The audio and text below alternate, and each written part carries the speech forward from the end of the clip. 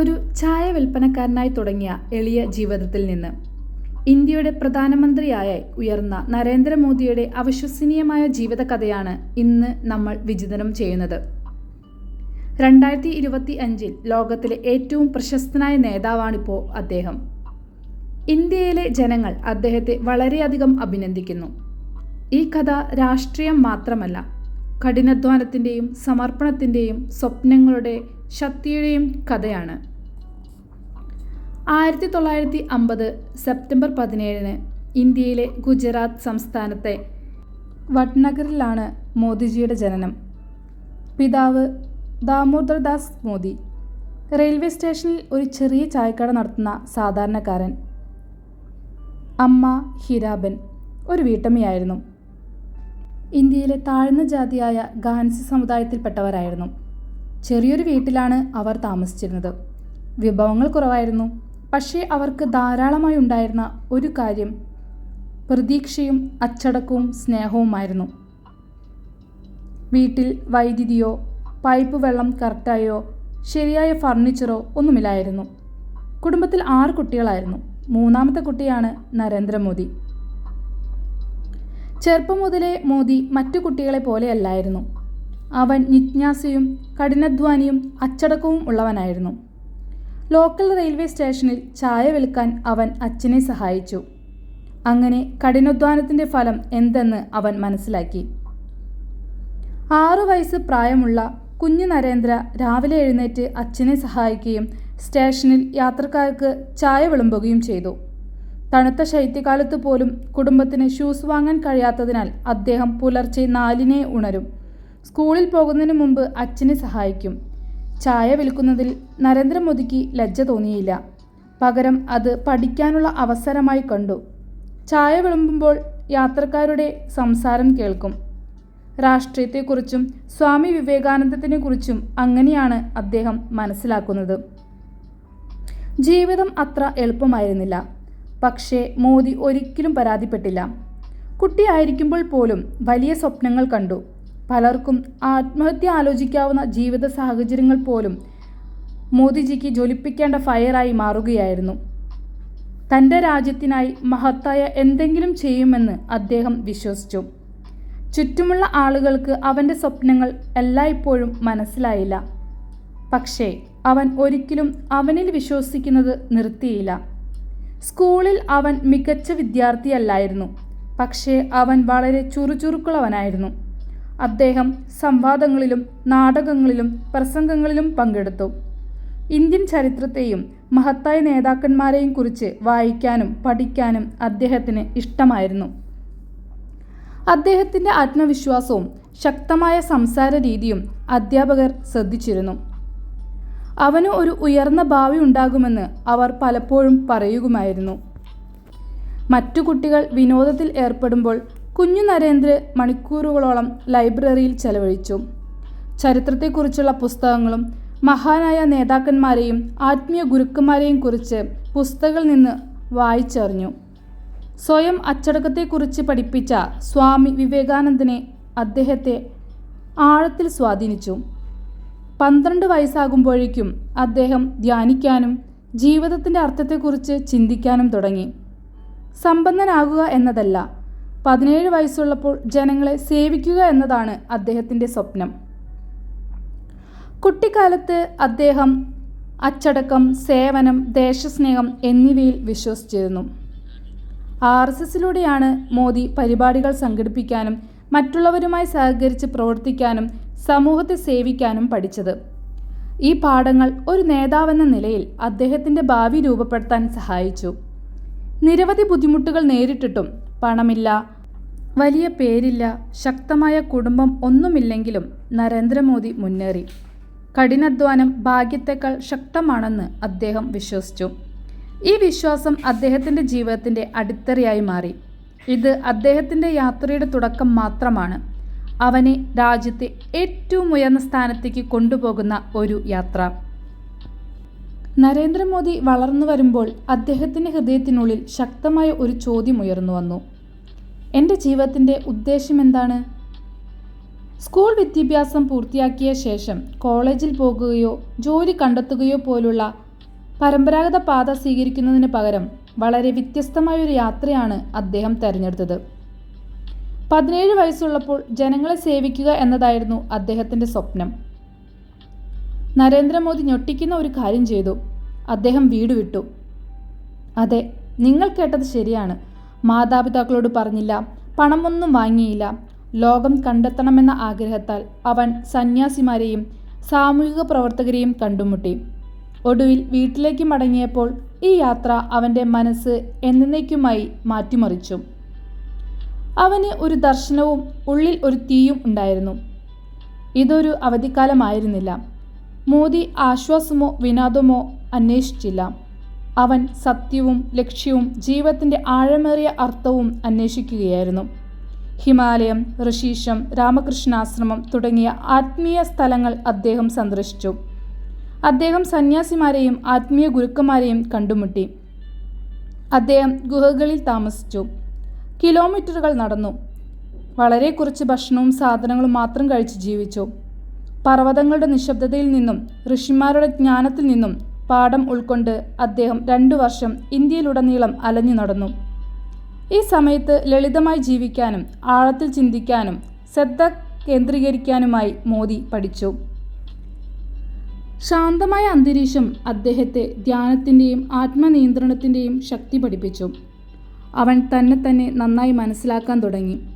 ഈ യാത്ര അദ്ദേഹത്തിൻ്റെ മനസ്സിനെ ശാന്തമാക്കി, ഹൃദയത്തെ ശാന്തമാക്കി, കാഴ്ചയെ വ്യക്തമാക്കി. 2 വർഷത്തെ ആഴത്തിലുള്ള ചിന്തയ്ക്കും ആന്തരിക പരിവർത്തനത്തിനും ശേഷം മോദി വീട്ടിലേക്ക് മടങ്ങി. പക്ഷേ അവൻ ഇനി പഴയ ആൺകുട്ടിയായിരുന്നില്ല. അവൻ ഒരു ദൗത്യമുള്ള ഒരു മനുഷ്യനായി മാറിയിരുന്നു. ഇന്ത്യയിലെ ജനങ്ങളെ സേവിക്കുക, ദരിദ്രരെ സഹായിക്കുക, ദുർബലരെ ഉന്നയിപ്പിക്കുക, നല്ല മാറ്റം കൊണ്ടുവരിക എന്നിവയാണ് തൻ്റെ ജീവിത ലക്ഷ്യം എന്ന് അദ്ദേഹം തിരിച്ചറിഞ്ഞു. മാതാപിതാക്കൾ പലപ്പോഴും അവരുടെ കുട്ടികൾക്കായി വിവാഹങ്ങൾ നടത്തി. നരേന്ദ്രമോദിക്ക് 18 വയസ്സുള്ളപ്പോൾ അവൻ്റെ കുടുംബവും വ്യത്യസ്തമായിരുന്നില്ല. അവൻ്റെ മാതാപിതാക്കൾ അവനെ വിവാഹം കഴിപ്പിക്കാൻ തീരുമാനിച്ചു. അവൻ്റെ വധുവിൻ്റെ പേര് യശോദാബെൻ നരേന്ദ്രമോദി. അവൾ ഒരു ലളിതമായ കുടുംബത്തിൽ നിന്നുള്ള ശാന്തയും പരമ്പരാഗതമായ ഒരു പെൺകുട്ടിയുമായിരുന്നു. അവരുടെ വിവാഹം എല്ലാ ആചാരങ്ങളുടെയും ചടങ്ങുകളുടെയും അനുഗ്രഹങ്ങളുടെയും കുടുംബ ആഘോഷങ്ങളുടെയുമുള്ള ഒരു പരമ്പരാഗത ഹിന്ദു ചടങ്ങായിരുന്നു. വിവാഹം നടന്നെങ്കിലും ഈ വിവാഹത്തിന് അസാധാരണമായ എന്തോ ഒന്നുണ്ടായിരുന്നു. ഇന്ത്യയിലെ മിക്ക യുവാക്കളും അവരുടെ നിശ്ചയിച്ചുറപ്പിച്ച വിവാഹം സ്വീകരിക്കുന്നു. പക്ഷേ നരേന്ദ്രമോദി വ്യത്യസ്തനായിരുന്നു. അവൻ തൻ്റെ ജീവിതം ഒരു സാധാ കുടുംബജീവിതത്തിനുള്ളതല്ല എന്ന് ഇതിനകം തീരുമാനിച്ചിരുന്നു. സമൂഹത്തിനായി പ്രവർത്തിക്കാനും ഒരു വലിയ ലക്ഷ്യം സ്വയം സമർപ്പിക്കാനും അവൻ ആഗ്രഹിച്ചു. അതിനാൽ വിവാഹത്തിന് തൊട്ടു പിന്നാലെ അവൻ ഭാര്യയെ ഉപേക്ഷിച്ചു. അവളോടൊപ്പം താമസിച്ചില്ല. ഇത് ധീരവും വിവാദപരമായ തീരുമാനമായിരുന്നു. ചിലർ അദ്ദേഹത്തെ വിമർശിച്ചപ്പോൾ മറ്റു ചിലർ അദ്ദേഹത്തെ അഭിനന്ദിച്ചു. അദ്ദേഹത്തിൻ്റെ ഈ സമർപ്പണം പക്ഷേ അദ്ദേഹം ഒരിക്കലും തിരിഞ്ഞു നോക്കിയില്ല. ഒരു മികച്ച നേതാവാകാൻ വ്യക്തിപരമായ ബന്ധങ്ങൾ ത്യജിക്കണമെന്ന് അദ്ദേഹം വിശ്വസിച്ചു. നരേന്ദ്രമോദി വീട് വിട്ടിറങ്ങി. അവനൊരു ബിസിനസ് തുടങ്ങുകയോ സ്ഥിരതാമസമാക്കുകയോ ചെയ്തില്ല. പകരം അദ്ദേഹം സ്വയം പൂർണ്ണമായും പൊതുസേവനത്തിനായി സമർപ്പിച്ചു. അദ്ദേഹം മുഴുവൻ സമയം RSSൽ നിന്ന് താഴെത്തട്ടിൽ പ്രവർത്തിക്കാൻ തുടങ്ങി. ചെറിയ പരിപാടികൾ സംഘടിപ്പിച്ചുകൊണ്ടും ഗ്രാമങ്ങളിൽ സഹായിച്ചുകൊണ്ടും യുവജനങ്ങളെ അച്ചടക്കം പഠിപ്പിച്ചുകൊണ്ടും സമൂഹത്തിൻ്റെ നന്മയ്ക്കായി ആളുകളെ ഒന്നിപ്പിച്ചുകൊണ്ടും അദ്ദേഹം തുടക്കം കുറിച്ചു. ജീവിതത്തിലെ ഈ കാലഘട്ടം അദ്ദേഹത്തെ താഴെത്തട്ടിൽ നിന്ന് എങ്ങനെ നയിക്കാമെന്ന് പഠിപ്പിച്ചു. പ്രശസ്തിയോ സുഖസൗകര്യങ്ങളോ അദ്ദേഹം ഒരിക്കലും പരിഗണിച്ചില്ല. തിരശ്ശീലയ്ക്ക് പിന്നിൽ നിശബ്ദമായി പ്രവർത്തിക്കുന്നവരാണ് യഥാർത്ഥ നേതാക്കളെന്ന് അദ്ദേഹം വിശ്വസിച്ചു. പതുക്കെ ആളുകൾ അദ്ദേഹത്തിൻ്റെ നേതൃത്വ പാഠവും സമർപ്പണവും കഠിനാധ്വാനവും ശ്രദ്ധിക്കാൻ തുടങ്ങി. അയാൾ ഇപ്പോൾ വെറുമൊരു ചായ വിൽപ്പനക്കാരൻ മാത്രമായിരുന്നില്ല. അവൻ ഒരു കർമ്മനിരതനായി മാറുകയായിരുന്നു. RSSൽ വളണ്ടിയറായി ജോലി ചെയ്യുക എളുപ്പമല്ലായിരുന്നു. ശമ്പളമില്ല, സ്ഥിരമായ വീടില്ല, സുഖസൗകര്യങ്ങളില്ല എന്നതായിരുന്നു അതിൻ്റെ അർത്ഥം. അദ്ദേഹം ലളിതമായ മുറികളിലാണ് താമസിച്ചിരുന്നത്. അടിസ്ഥാന ഭക്ഷണം കഴിച്ചും നിരന്തര യാത്ര ചെയ്തും അദ്ദേഹം തൻ്റെ പദയാത്ര മുന്നേറി. പക്ഷേ അദ്ദേഹം ഒരിക്കലും ക്ഷീണിതനായിരുന്നില്ല. എന്തുകൊണ്ട്? കാരണം അവൻ തൻ്റെ ലക്ഷ്യം കണ്ടെത്തി കഴിഞ്ഞിരുന്നു. RSSൽ അദ്ദേഹം തറ തൂത്തുവാരുകയും ചായ വിളമ്പുകയും ഓഫീസ് വൃത്തിയാക്കുകയും വരെ ചെയ്യേണ്ടി വന്നിട്ടുണ്ട്. പക്ഷേ അദ്ദേഹം ഒരിക്കലും പരാതിപ്പെട്ടിട്ടില്ല. മഹാനായ നേതാക്കന്മാരെല്ലാം താഴെ നിന്ന് ആരംഭിക്കുന്നുവെന്ന് അദ്ദേഹത്തിന് അറിയാമായിരുന്നു. അദ്ദേഹം കൂടുതൽ പ്രധാനപ്പെട്ട ജോലികൾ ചെയ്യാൻ തുടങ്ങി. അദ്ദേഹം യോഗങ്ങൾ സംഘടിപ്പിക്കാനും യുവാക്കളെ റിക്രൂട്ട് ചെയ്യാനും പരിപാടികൾ കൈകാര്യം ചെയ്യാനുള്ള ചുമതല അദ്ദേഹത്തിന് ലഭിച്ചു തുടങ്ങി. അദ്ദേഹം പ്രസംഗിക്കുമ്പോഴെല്ലാം സംസാരിക്കാനും ആളുകളെ പ്രചോദിപ്പിക്കാനുമുള്ള അദ്ദേഹത്തിൻ്റെ കഴിവായിരുന്നു ഏറ്റവും വലിയ ശക്തികളിലൊന്ന്. ആളുകൾ ശ്രദ്ധിച്ചു തുടങ്ങി. അദ്ദേഹത്തിൻ്റെ ആത്മവിശ്വാസം, ശക്തമായ ശബ്ദവും ശക്തമായ വാക്കുകളും അദ്ദേഹത്തെ വേറിട്ട് തന്നെ നിർത്തി. RSS നേതാക്കൾ അദ്ദേഹത്തെ ശ്രദ്ധിക്കുകയും അദ്ദേഹത്തിന് വലിയ ഉത്തരവാദിത്തങ്ങൾ നൽകാൻ തുടങ്ങുകയും ചെയ്തു. ഇന്ത്യയിലുടനീളം സഞ്ചരിക്കുകയും കർഷകരെയും ദരിദ്രരെയും വിദ്യാർത്ഥികളെയും കണ്ടുമുട്ടി ഈ സമയത്ത് അവരുടെ പ്രശ്നങ്ങൾ ശ്രദ്ധിച്ചും ജനങ്ങളുമായി എങ്ങനെ ബന്ധപ്പെടണമെന്ന് അദ്ദേഹം പഠിക്കുകയായിരുന്നു. രാഷ്ട്രീയ പ്രചാരണങ്ങൾ എങ്ങനെ സംഘടിപ്പിക്കാം, വിമർശനങ്ങളും എതിർപ്പുകളും എങ്ങനെ കൈകാര്യം ചെയ്യാം എന്നെല്ലാം RSSലെ ഈ കാലഘട്ടത്തിലൂടെ അദ്ദേഹത്തിന് പരിശീലന കളരിയായി. അദ്ദേഹം ഒരു നിമിഷം പോലും പാഴാക്കുകയുമായിരുന്നില്ല.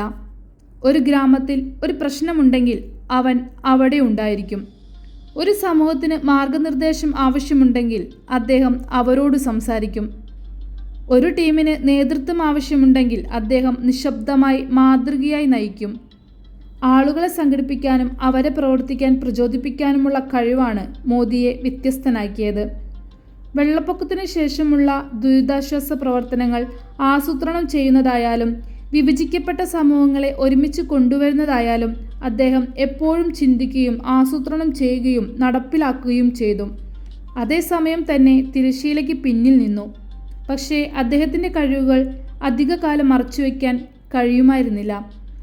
ആശയവിനിമയം, തന്ത്രം, ആസൂത്രണം എന്നിവയിൽ മോദിക്ക് അസാധാരണമായ കഴിവുണ്ടെന്ന് RSSലെ മുതിർന്ന നേതാക്കൾ താമസിയാതെ തിരിച്ചറിഞ്ഞു.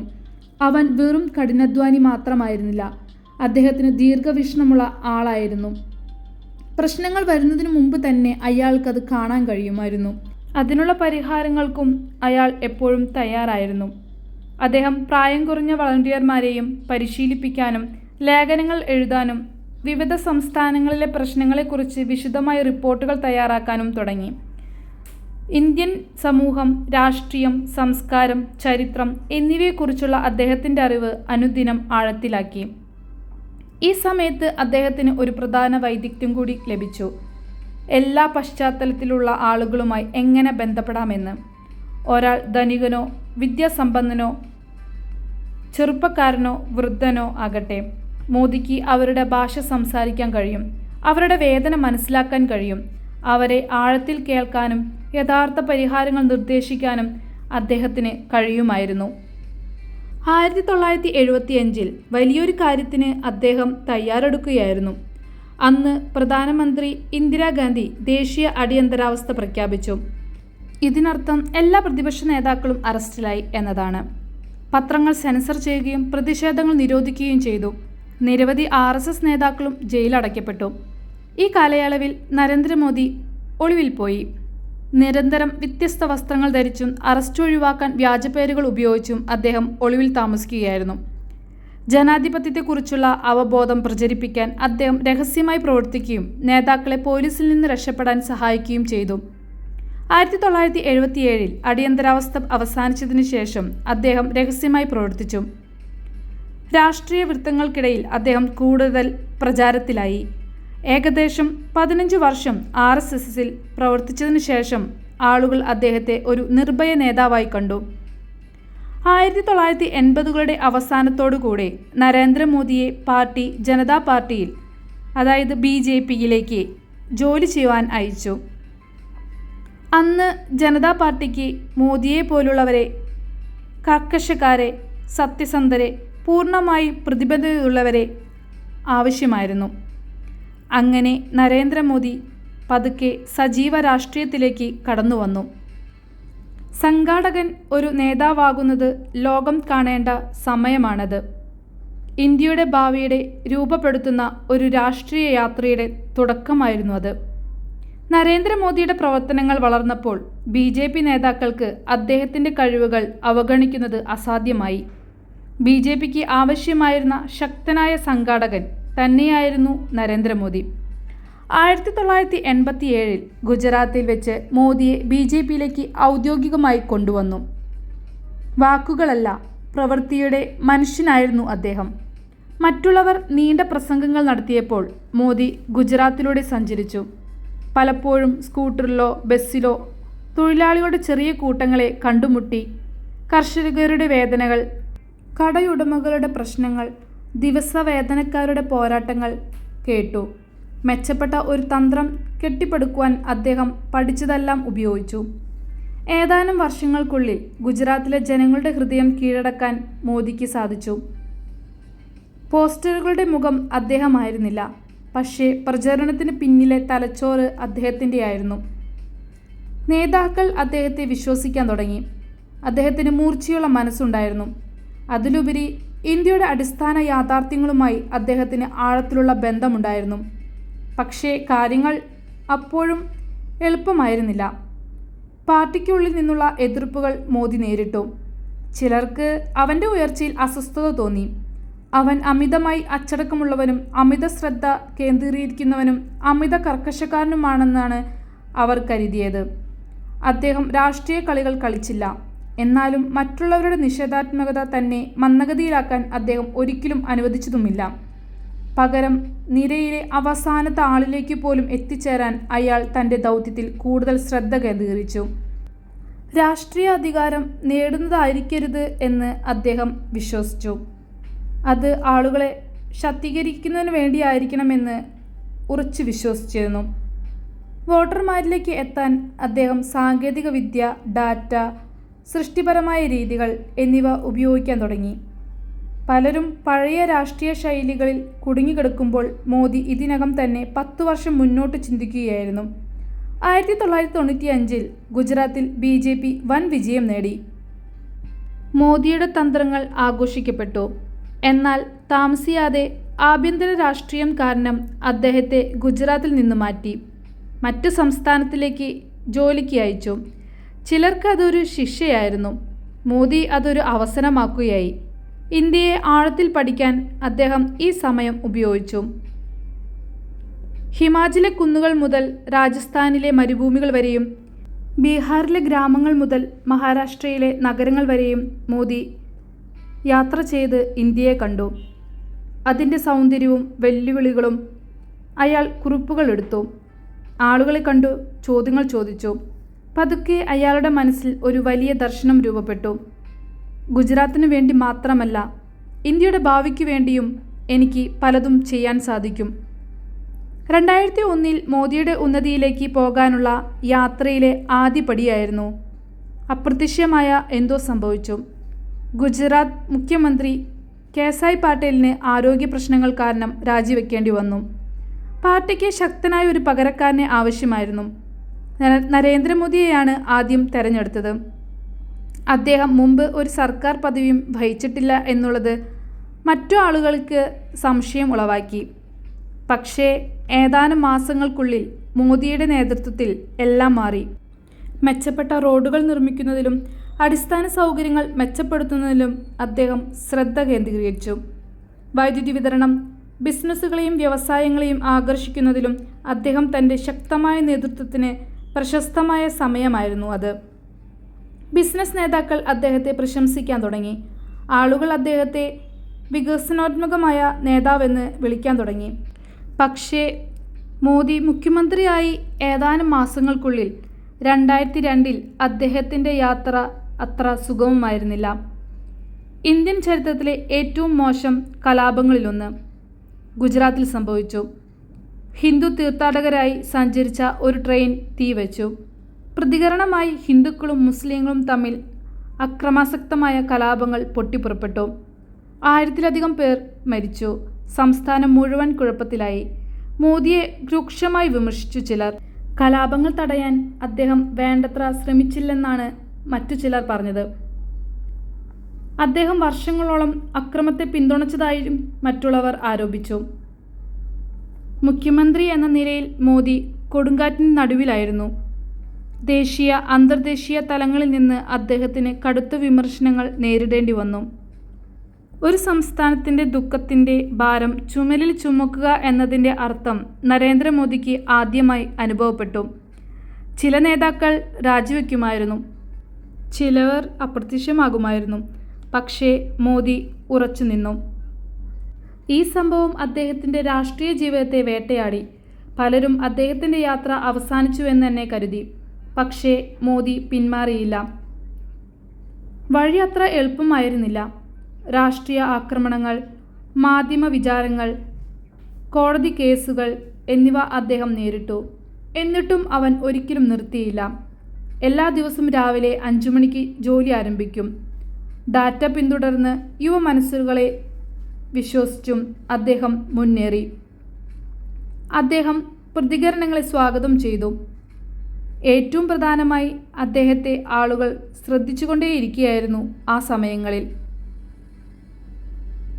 മുഖ്യമന്ത്രിയായി 3ാം തവണയും കാലാവധി പൂർത്തിയാക്കിയപ്പോൾ മോദി ഗുജറാത്തിലെ ഏറ്റവും വികസിതമായ ബിസിനസ് സൗഹൃദമായ സംസ്ഥാനമാക്കി മാറ്റി. വൻകിട കമ്പനികളിൽ നിന്നുള്ള നിക്ഷേപങ്ങൾ ആകർഷിക്കുകയും ചെയ്തു. 2012ഓടെ വെല്ലുവിളികൾക്കിടയിലും മോദി സംസ്ഥാനത്തെ എങ്ങനെ മാറ്റിമറിച്ചുവെന്ന് ആളുകൾ കണ്ടു. നരേന്ദ്രമോദി ഇതിനകം ഇന്ത്യയിലെ ഏറ്റവും പ്രശസ്തനായ നേതാക്കളിൽ ഒരാളായിരുന്നു. അദ്ദേഹം 11 വർഷം ഗുജറാത്തിൻ്റെ മുഖ്യമന്ത്രിയായിരുന്നു. അദ്ദേഹം ഗുജറാത്തിനെ എങ്ങനെ മാറ്റിമറിച്ചു എന്ന് ആളുകൾ സംസാരിച്ചു. ചിലർ അദ്ദേഹത്തെ സ്നേഹിച്ചു. ശക്തനായ ദീർഘവീക്ഷണമുള്ള നേതാവ്. 2002 കലാപത്തിന് മറ്റുള്ളവർ ഇപ്പോഴും അദ്ദേഹത്തെ വിമർശിച്ചു. പക്ഷേ ആളുകൾ എന്ത് കരുതിയാലും ഒരു കാര്യം വ്യക്തമായിരുന്നു: മോദി ഇപ്പോൾ ഒരു ശക്തനായ ദേശീയ നേതാവാണ് എന്നുള്ളത്. 2013 അതിലും വലിയ ഒന്ന് സംഭവിക്കാൻ പോവുകയാണ്. ഭാരത ജനതാ പാർട്ടിയിലെ 2014 പൊതു തെരഞ്ഞെടുപ്പിനായി BJP ശക്തനായ ഒരു നേതാവിനെ തിരയുകയാണ്. പാർട്ടിക്ക് ശക്തനും ആത്മവിശ്വാസമുള്ളവനുമായ ഒരാളെ ആവശ്യമുണ്ട്. ദശലക്ഷക്കണക്കിന് ഇന്ത്യക്കാരുടെ ഹൃദയം കീഴടക്കാൻ കഴിയുന്ന പാർട്ടിയിലെ നിരവധി ആളുകൾക്ക് ഏറ്റവും നല്ല തിരഞ്ഞെടുപ്പ് നരേന്ദ്രമോദിയായിരുന്നു. പക്ഷേ അത് അത്ര എളുപ്പമായിരുന്നില്ല. ചില BJP നേതാക്കൾക്ക് മോദി സ്ഥാനാർത്ഥിയാകാൻ ആഗ്രഹിച്ചിരുന്നില്ല. അദ്ദേഹം വളരെ വിവാദപരമാണെന്ന് അവർ കരുതി. പ്രതിപക്ഷ പാർട്ടികൾ അദ്ദേഹത്തെ ശക്തമായി എതിർത്തു. ഇന്ത്യയെ നയിക്കാൻ അദ്ദേഹം യോഗ്യനല്ലെന്ന് അവർ പറഞ്ഞു. നിരവധി വാർത്താ ചാനലുകൾ അദ്ദേഹത്തെ വിമർശിക്കുകയും അദ്ദേഹത്തിൻ്റെ ഉയർച്ച തടയാൻ ശ്രമിക്കുകയും ചെയ്തു. എന്നാൽ താൻ എളുപ്പത്തിൽ കീഴടങ്ങുന്ന ഒരാളല്ല എന്ന് മോദി ദൃഢനിശ്ചയം ചെയ്തിരുന്നു. 2013 BJP ഔദ്യോഗികമായി നരേന്ദ്രമോദിയെ പ്രധാനമന്ത്രി സ്ഥാനാർത്ഥിയായി പ്രഖ്യാപിച്ചു. അപ്പോഴാണ് യഥാർത്ഥ പോരാട്ടം ആരംഭിച്ചത്. നരേന്ദ്രമോദി തൻ്റെ എക്കാലത്തെയും വലിയ രാഷ്ട്രീയ പ്രചരണം ആരംഭിച്ചു. അദ്ദേഹം ഇന്ത്യയിലുടനീളം സഞ്ചരിച്ചു. 100 കണക്കിന് നഗരങ്ങളും ഗ്രാമങ്ങളും അദ്ദേഹം സന്ദർശിച്ചു. ജനങ്ങൾക്ക് മെച്ചപ്പെട്ട ഇന്ത്യ വാഗ്ദാനം ചെയ്ത് ആയിരക്കണക്കിന് പ്രസംഗങ്ങൾ നടത്തി. യുവാക്കളിലേക്ക് എത്താൻ ട്വിറ്റർ, ഫേസ്ബുക്ക് പോലുള്ള സോഷ്യൽ മീഡിയകൾ അദ്ദേഹം ഉപയോഗിച്ചു. അദ്ദേഹത്തിൻ്റെ ടീം ശക്തമായ മുദ്രാവാക്യങ്ങൾ സൃഷ്ടിച്ചു. AB bar Modi is car പോലെ. ഇത്തവണ മോദിയുടെ സർക്കാർ സമ്പന്നമായ ഒരു രാഷ്ട്രീയ കുടുംബത്തിൽ നിന്നുള്ള ആളല്ലാത്തതിനാൽ ആളുകൾ അദ്ദേഹവുമായി ബന്ധപ്പെട്ടു. മറ്റു പല നേതാക്കളെയും പോലെ അദ്ദേഹം ഒരു സാധാരണക്കാരനായിരുന്നു. ഈ സ്ഥാനത്ത് എത്താൻ കഠിനാധ്വാനം ചെയ്ത ഒരു ടെലി വിൽപ്പനക്കാരനായിരുന്നു. അദ്ദേഹത്തിൻ്റെ സന്ദേശം ലളിതമായിരുന്നു: നല്ല ഭരണം, സാമ്പത്തിക വളർച്ചാ വികസനം, എല്ലാവർക്കുമായി വികസനം. പ്രസംഗങ്ങൾ കേൾക്കുന്തോറും കൂടുതൽ ആളുകൾ അദ്ദേഹത്തെ വിശ്വസിച്ചു. 2014 മെയ് 16 ഇന്ത്യ മാറ്റം ആഗ്രഹിച്ചു. തിരഞ്ഞെടുപ്പ് ഫലങ്ങൾ പ്രഖ്യാപിച്ചു. ഫലങ്ങൾ എല്ലാവരെയും ഞെട്ടിച്ചു. BJP 282 സീറ്റുകൾ നേടി. വ്യക്തമായ ഭൂരിപക്ഷം. 30 വർഷത്തിനിടെ ആദ്യമായി കോൺഗ്രസ് ഭരണകക്ഷിയുടെ ഏറ്റവും മോശം പരാജയം ഏറ്റുവാങ്ങി. നരേന്ദ്രമോദി 2014 മെയ് 26 വൻ ഭൂരിപക്ഷത്തിൽ വിജയിച്ചു. ഇന്ത്യയുടെ 14ാം പ്രധാനമന്ത്രിയായി നരേന്ദ്രമോദി സത്യപ്രതിജ്ഞ ചെയ്തു. ഒരു ടെലിസെല്ലറിൽ നിന്ന് ഇന്ത്യയുടെ ഏറ്റവും ശക്തനായ മനുഷ്യനിലേക്കുള്ള അദ്ദേഹത്തിൻ്റെ യാത്ര ഇപ്പോൾ ദശലക്ഷക്കണക്കിന് ആളുകൾക്ക് പ്രചോദനമാണ്.